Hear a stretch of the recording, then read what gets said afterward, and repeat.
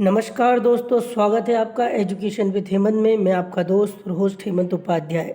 आशा करते हैं अभी कोविड का जो कठिन दौर चल रहा है उसमें आप सभी स्वस्थ होंगे, सुरक्षित होंगे और अपनी परीक्षा की तैयारी बेहतर तरीके से कर रहे होंगे। तो आज का जो हमारा टॉपिक है वो है आवास। आवास से आप क्या समझते हैं? आवास अपने घर जो आपने देखा है, क्या वही आवास है? देखिए, इसको हम परिभाषा के रूप में किस प्रकार से समझ सकते हैं, ये देखिए।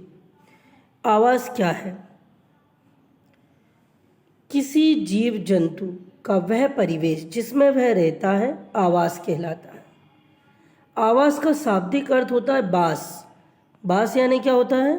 स्थान। ठीक है, बास यानी होता है स्थान होता है। भिन्न भिन्न जीवों के रहने का स्थल भी भिन्न भिन्न होता है। कोई पानी में रहता है, कोई पेड़ पर रहता है, कोई घर में रहता है, कोई बर्फ़ के घर में रहता है। ये सब अलग अलग तरीके से रहते हैं। कुछ जीव जंतु स्वयं के द्वारा बने घरों में रहते हैं, कुछ जीव जंतु जंगल में रहते हैं, कुछ जीव जंतु दूसरों के बने हुए आवासों में रहते हैं। आवासों की आवश्यकता क्यों पड़ी?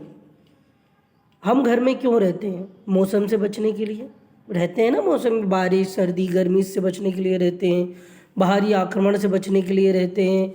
तो ये जंगलों में हम घरों में रहते हैं तो कांटे बाहर लगा देते हैं। क्योंकि हम उनसे बच पाएँ, जानवरों से।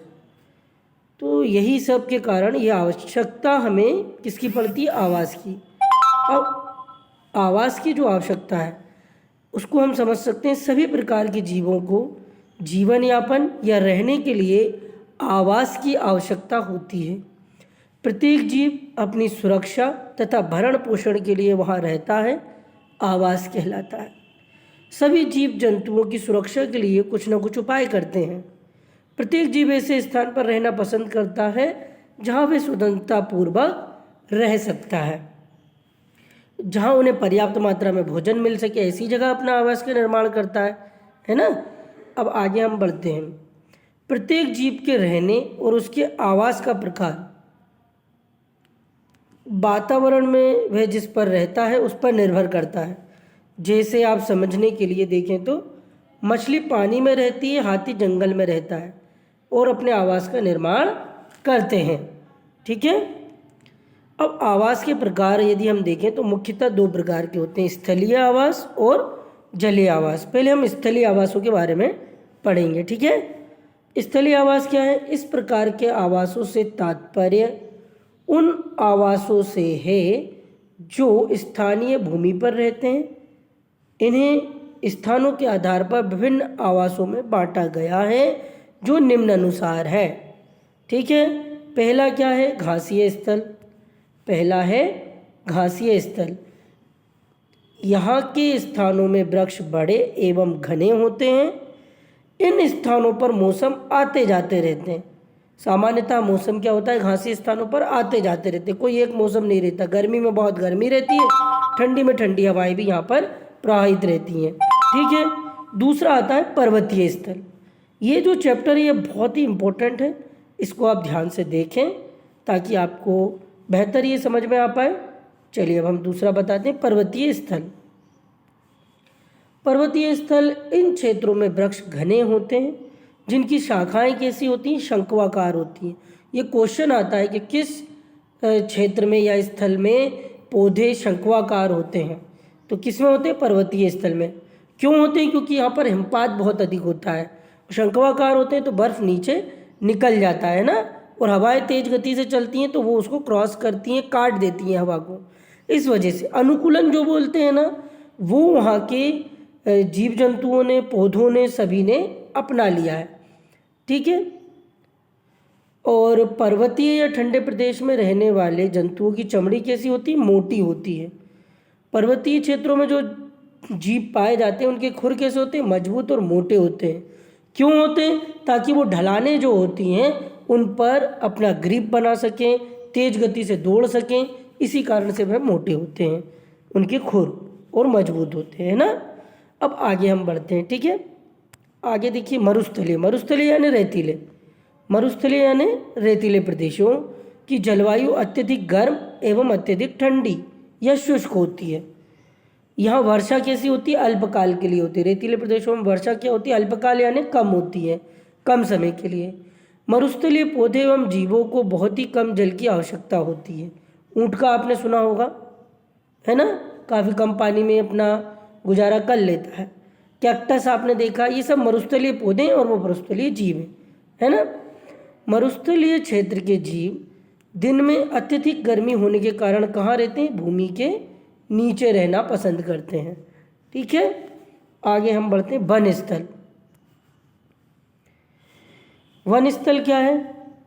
जहाँ वृक्ष उपयुक्त तापमान, परिपूर्ण वर्षा क्षेत्र में उगते हैं, वन्य जीव जंतु निवास करते हैं वन स्थल में। ठीक है, सबसे अधिक जंतु उष्ण कटिबंधीय वनों में पाए जाते हैं।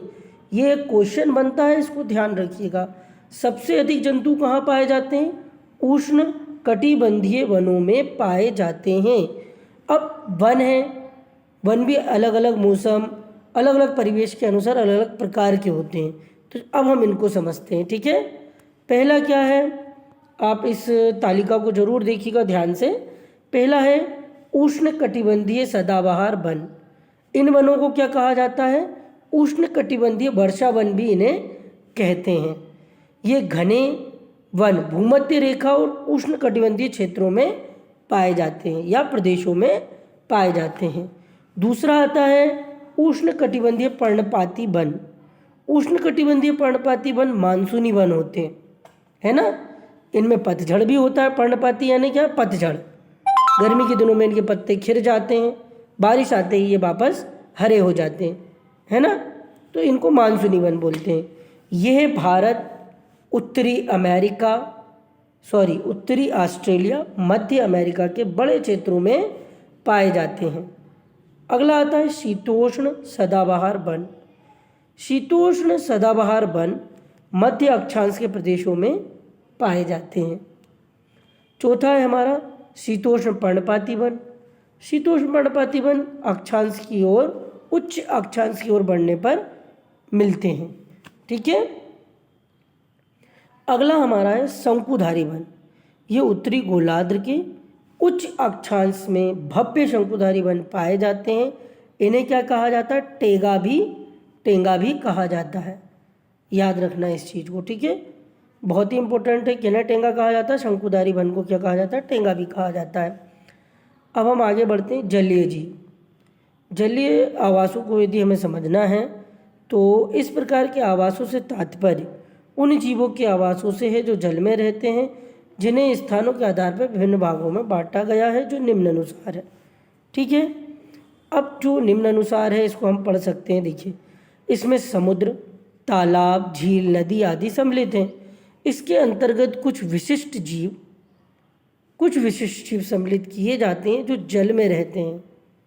इसके अंतर्गत कुछ, जैसे कि आपको बताया, जो जल में रहते हैं, जो जल के जलीय भाग में निवास करते हैं और जल की सतह पर तैरते हैं। इसमें आप देखेंगे समुद्र। ठीक है, समुद्र में क्या है? समुद्र में रहने वाले जीव लवणीय प्रवृत्ति के होते हैं, जो जल में घुलनशील ऑक्सीजन के द्वारा सांस लेते हैं।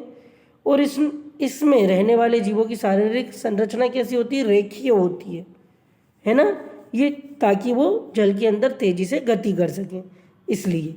ठीक है, ये आप जो टॉपिक्स हैं इनको ध्यान से पढ़ें, इनमें से क्वेश्चन बनते हैं और ये बहुत ही इम्पोर्टेंट है।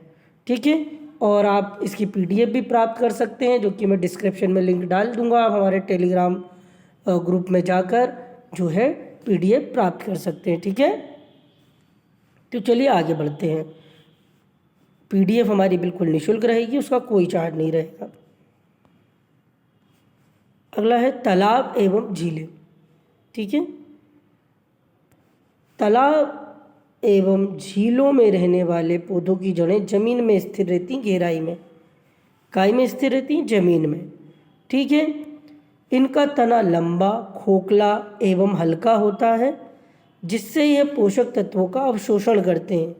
इनकी पत्ती संकरी होती हैं, इनके तने स्पंजी होते हैं। जलीय जीवों के शरीर की संरचना इस प्रकार होती है कि वे पानी में आसानी से सांस आसानी से तैर सकें। और सांस लेने के लिए इनमें होते हैं गलफड़े होते हैं। ठीक है, आगे बढ़ते हैं। चलिए अब हम आगे बढ़ते हैं। तो इस प्रकार से हमने जो अभी बेसिक आवाज़ की जो संरचना है उसके बारे में जानकारी पढ़ी है। आशा करते हैं आपको हमारी दी गई जानकारी पसंद आ रही होगी। यदि आपको इसमें कोई सुझाव देना है तो आप कमेंट में हमें सुझाव दे सकते हैं। हम बिल्कुल सुझाव को देखेंगे और कोशिश करेंगे कि आपके सुझाव के अनुरूप उसमें बदलाव करें। और जैसा कि मैं हर बार आपसे कहता हूं कि चैनल को लाइक करें, शेयर करें और सबसे इम्पोर्टेंट सब्सक्राइब करना ना भूलें।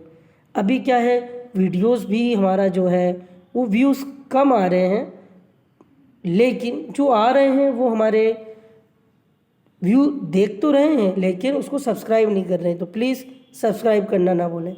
धन्यवाद। जय हिंद।